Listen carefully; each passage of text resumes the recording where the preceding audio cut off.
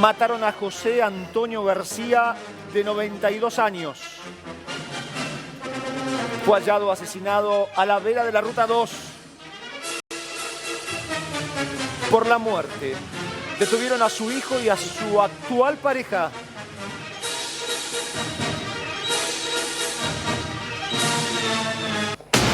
Él era José García, 92 años.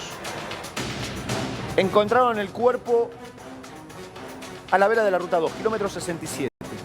Una persona que pasaba por allí, un sector de mucho tránsito, de mucho caudal vehicular, observa una frazada, algo que estaba dentro, bolsas de nylon. Se acerca, observa un cuerpo, llama al 911. Rápidamente lo identificaron. Y la pregunta era, ¿qué había detrás del crimen, del asesinato de un hombre de 92 años? ¿Quién podía golpear salvajemente a un adulto mayor de la manera que lo hicieron y después asfixiarlo hasta matarlo? En las últimas horas detuvieron al hijo y a la actual pareja de este hombre. Caro. En las primeras horas del 10 de marzo, se estima, entre las últimas horas, me corrijo, del 10 de marzo y las primeras del 11, a este hombre lo mataron con absoluto ensañamiento, con golpes en el cuerpo, en el rostro, mediante asfixia. Y después de eso, el cuerpo de la víctima, José Antonio García, de 92 años, fue acondicionado. ¿De qué forma? Lo taparon con bolsas, lo taparon con frazadas, lo maniataron y después lo arrojaron del puente en Ruta 2, kilómetro 67. ¿Qué se pudo descubrir en las últimas horas en una causa que investigó el fiscal Condomí Alcorta? Que quien hizo este atroz crimen fue el propio hijo de la víctima, de nombre Marcelo, ¿sí?, de 66 años, pero que no habría actuado solo. Si bien él fue detenido, la pareja de él también, Isabel del Valle Bordón, de 55. Dos aprendidos, y los estás viendo ahí, por este crimen. Ahora vas a contar detalles de por qué el hijo termina golpeando salvajemente a su propio padre y asesinándolo. Pero vamos con Facundo Medina, que nos llama urgente del móvil. Facu, buen día. Sí, ¿qué tal, Dani? Muy buenos días. Así es, estamos aquí. Esta es la casa donde vivía este jubilado de 92 años, que termina siendo clave también la casa. ¿Por qué? Porque acá una vecina es quien denuncia que el hijo de esta persona, el hijo Marcelo, ¿sí?, estamos hablando del hijo que termina siendo acusado y detenido, ¿sí?, acusado de la muerte de su padre, lo había venido a buscar por la mañana a este lugar. Sí. La mujer, que es la expareja de Marcelo, que está detenido ahora, y sí, es la hermana de la actual pareja de Marcelo, ¿sí?, quien también está detenida. Esta mujer lo que denunció fue que Marcelo retiró a su padre de este lugar, salieron con rumbo desconocido, y ese pudo haber sido el día entonces en que Marcelo cometió el crimen de su padre.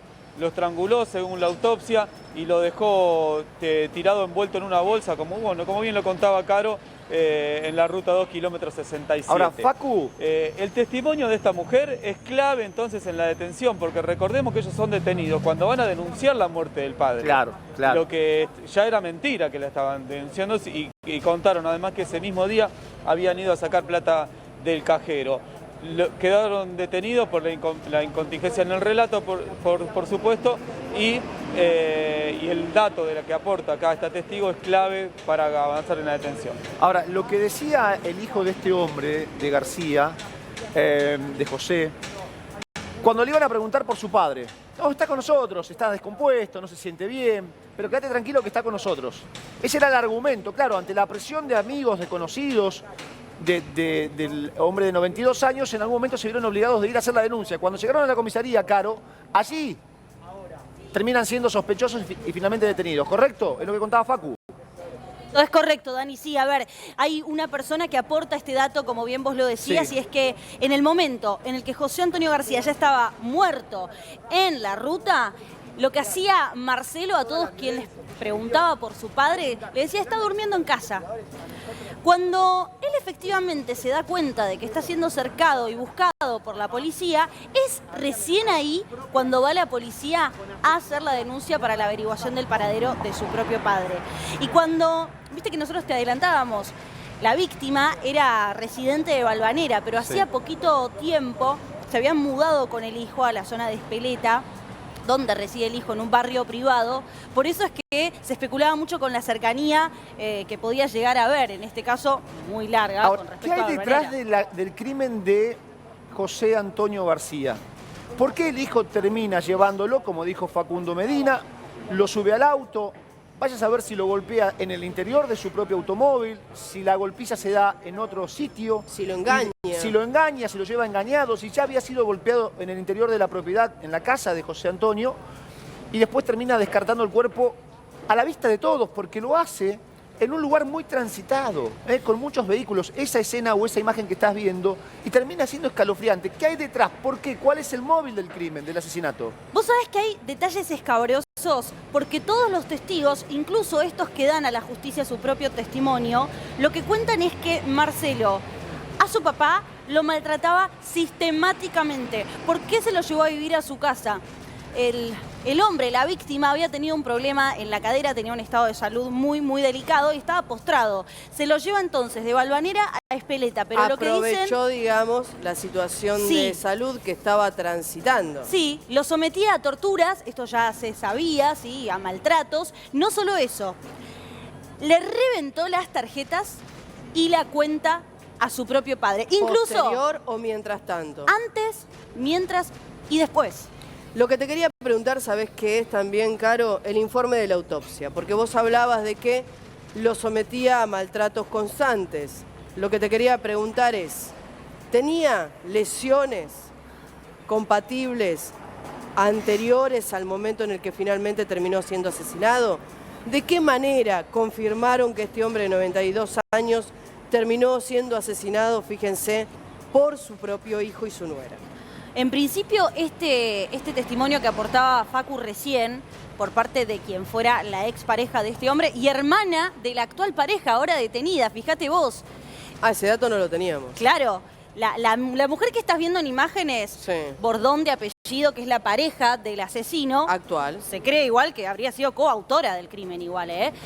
Ella es hermana de la ex de él. Y lo que cuenta la expareja de este hombre en su declaración, describe al asesino como una persona que ya era violenta, con ella incluso, porque la había amenazado de muerte. Ya vas a dar datos acerca de la suma de dinero que habría retirado del banco Marcelo, el hijo de este jubilado de 92 años. Vuelvo con Facu Medina.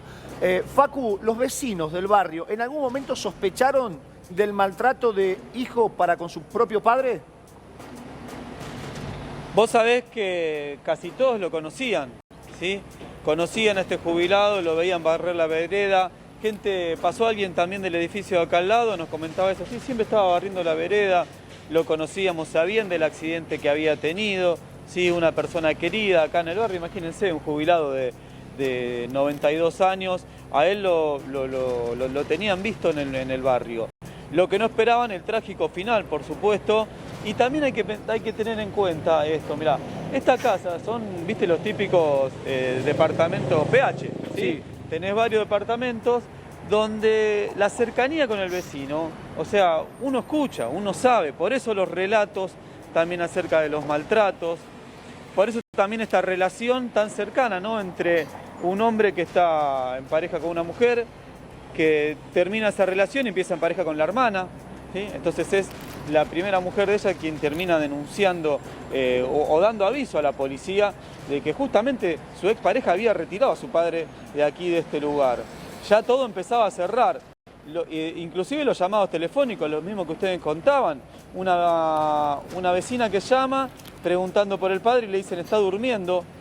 Todas estas sospechas empiezan a hacer ruido en la justicia, que cierran cuando el momento en el que ellos se acercan hasta la comisaría tercera de Quilmes para denunciar que estaba desaparecido. Ellos lo que adujeron fue que justamente habían ido a sacar un dinero del banco y después el hombre había desaparecido, que no lo podían encontrar por ningún lado. Fue a denunciar la desaparición de su padre cuando lo había matado, Dani. ¿Los vecinos habían declarado o declararon en la investigación, dieron algún dato de cómo lo trataba, digamos? No vivía en ese lugar en Balvanera con su propio padre, pero quizás alguna discusión, en alguna visita, maltrato sobre esto. ¿Hablaron los vecinos también? Sí, por eso te digo que la gente de acá, la que habló, sobre todo la mujer que aportó la información, habló del maltrato también. Habló de la relación que tenía con el padre, lo mismo que contaban ustedes, ¿sí? De los maltratos que eran frecuentes, pero hasta aquí, por supuesto, se llegó a un punto, o puede ser que se haya pasado de la raya. Hay varios móviles también, ¿no? Dentro de los propios maltratos, que se le haya ido la mano.